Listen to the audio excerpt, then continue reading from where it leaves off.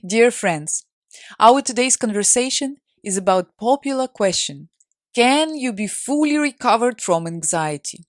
In this video, I will explain what does it mean that you can't fully recover from anxiety? How depersonalization changed me? And some exciting news about absolutely new upcoming opportunity to check your condition by passing schizophrenia and impaired thinking test, which I'm about to launch.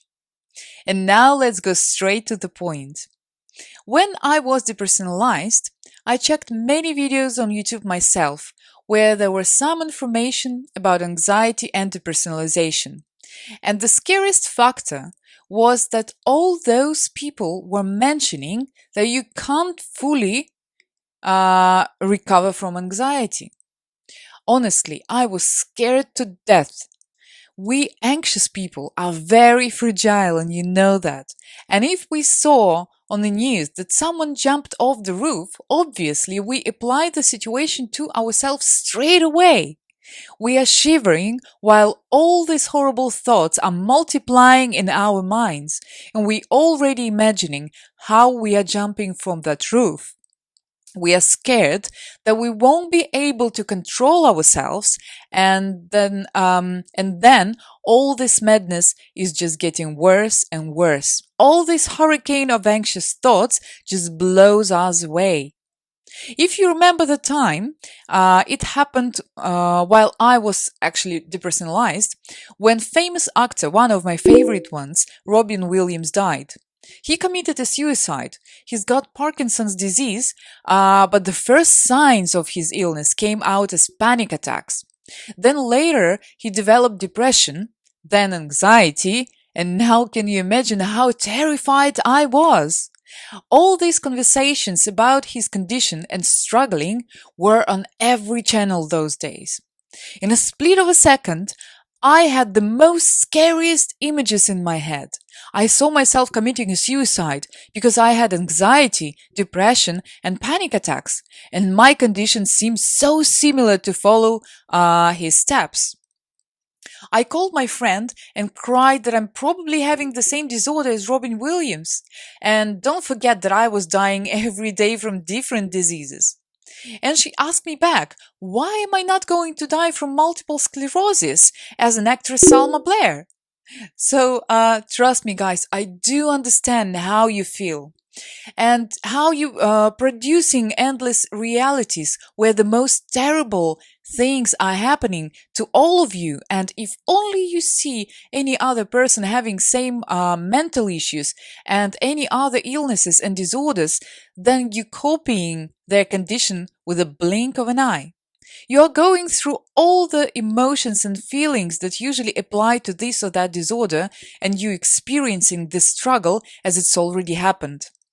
So now look, nothing really happened to you. Mentally and physically, you experienced a non-existent illness. So basically, it didn't happen, but your body and your mind were copying all the symptoms and sensations and worries just because of your anxious imagination. How mad is it?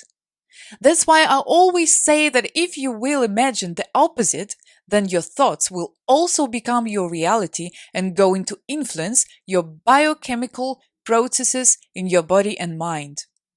So when I read that you can't fully recover from anxiety, I was shocked. I couldn't cope with that thought. Why? Is that the end? Is that a trap? Am I cursed? My life is over, right? Let me explain. You need to understand that anxiety is just an escalation of the mental and physical tension inside of you. It's getting worse while you are not resolving your psychological problems.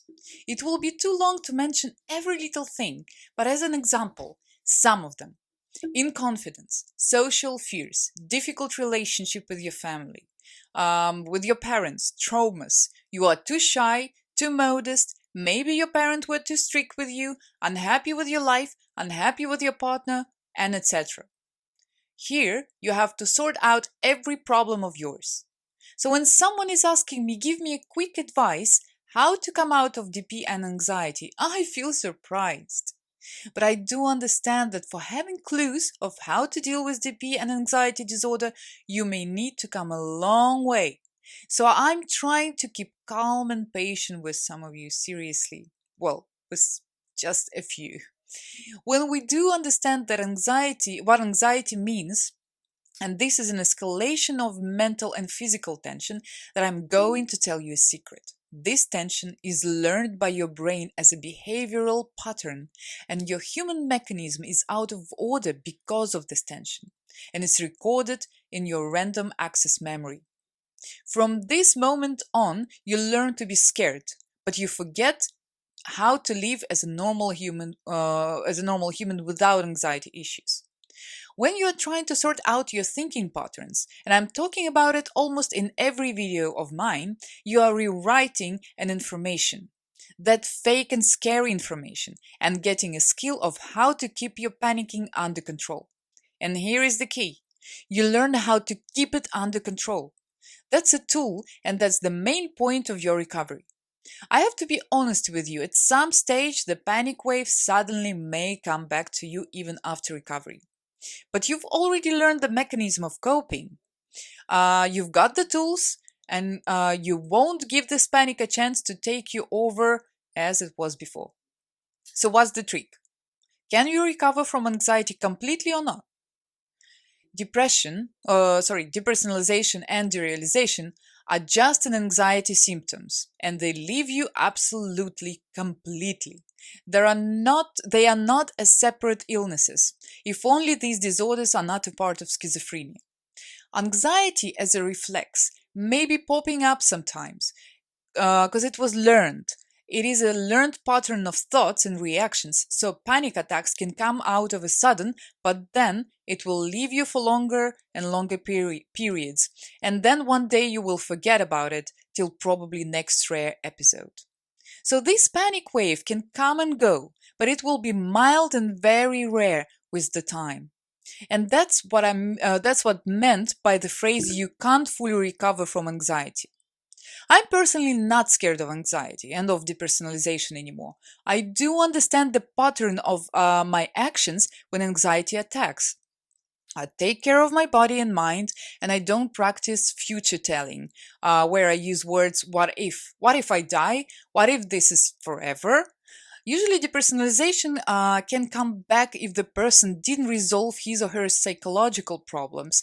There are rare cases when the sufferer comes back to reality without any reasons, without any tryings to recover. This person is getting excited, but then in a month's time, DP comes back. And same happens when the person totally rely on pills. That's why I'm always saying you can't come out of depersonalization the same person as you was before without changing your reactions to things, your emotional responses, without changing your thinking patterns. You have to come out of this disorder a better version of yourself, but not that same old anxious person which can snap anytime. By the way, guys, at the moment I'm working on creating a test which is supposed to detect impaired thinking and give an idea of whether you're showing signs of anxiety or schizophrenia. I passed this type of test myself with a private doctor. It was an expensive test in an anxiety clinic, and I have to say that the results are giving a real relief, especially when you're torturing yourself with the thoughts that you might be a schizophrenic, that you might have a schizophrenia. I consulted a specialist, and with the provided professional support, I want to give you an opportunity to have the same chance to get the relief or to seek for a special help without wasting your time. I want to give you a practical help, and I know how hard and expensive is to find this very specific information all of you require. I've been there myself. I need to mention, though, that this test is not the only detection of schizophrenia and not the only option of medical examination. In my case, it was enough to make a conclusion considering my condition. And it will give you also a direction and more clear analysis if it is more of a serious problem or if it is just an ordinary anxiety. But guys, if only you have an opportunity to visit a private doctor and you don't feel that you can cope yourself and work with your thinking patterns without medication, please don't be shy or confused to consult professional psychiatrists. Um, by the way, guys, please subscribe, press notification bell, and stay tuned to all new videos, options, events, and offers. Now let's speak about how depersonalization changed me. I became completely different person. Seriously, it's true. There are some people who are thankful. There are, well, definitely there are a few people who are thankful to this disorder, that it brought so many changings to their lives. And I have to be honest, I can't really join them, but there is some truth in it. I noticed that my condition was getting worse with every anxiety tension. For example, I remember that I was waiting for a taxi to drop my son to school and it was running late. Um, I have to mention that in our school, the situation with attendance is strict. I became very nervous, angry, irritated, and then my heart rate raced to 170. My face became numb. And here we go, the symptoms were getting worse and worse. So you see how it works. The taxi was late, I started to worry, and I triggered anxiety and its symptoms.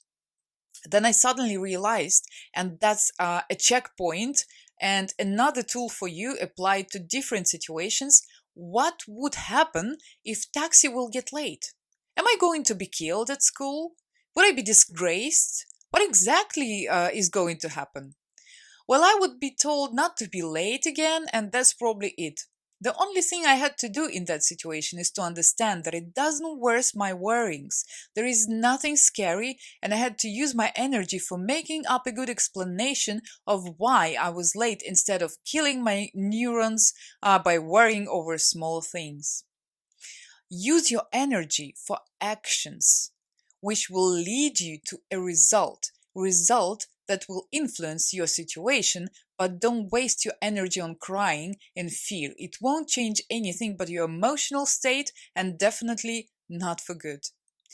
This episode became a changing point when I started to observe my reactions, my relationship with people.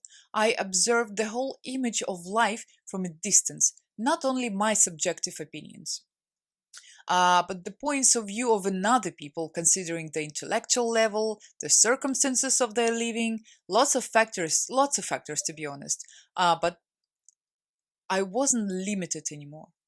Try to walk in someone else's shoes in your mind. Analyze why people say this or that. Try to think in their manner, not always in yours. It will help you with suspicion, with social fears, with relationships. Not always the practice will be successful, but as for every skill, you definitely need time. I sorted out so many things in my life. My family life became more stable and million times better. I got rid of toxic people that surrounded me, but I also understood that you can't only demand something from others, because very often the victim's behavior is too egocentric, and we are rarely do steps forward other people, but expecting them to do it first all the time. Again, if you think that you are not good looking, look around then. Is everyone stunning? Nope. So why? The problem is not in your looks, but in what you are transmitting to this world. You are transmitting in confidence. People read this signal fast. Check on your strong sides. Everyone has it. And let it represent your personality. Learn how to do accent on what you are capable of. Remember that each of us is unique. Learn to love yourself and believe in yourself. Don't put tags on yourself. You can sort out any problem. Learn how to take some things easier. You can replace something or make a change. You have to start any work with confidence, without fear. As soon as we ruled by fear, everything is out of our hands. Even when it seems that you have doubts about your actions, continue doing it and you will get the result. And depersonalization, I have to tell you, gave me this skill. And when I have doubts, I remember my condition and always say to myself that every journey starts with the first step. I'm going to start and then I will sort everything out on my way. Nothing is going to happen before you will decide to act. Please, guys, don't panic. practice my advices, work hard, and don't forget that you are creators of your destiny. And I'm only giving you directions, instruments for coping and example so you can motivate yourself. But this journey is only yours. I do believe in all of you and see you soon. Thank you for staying with me.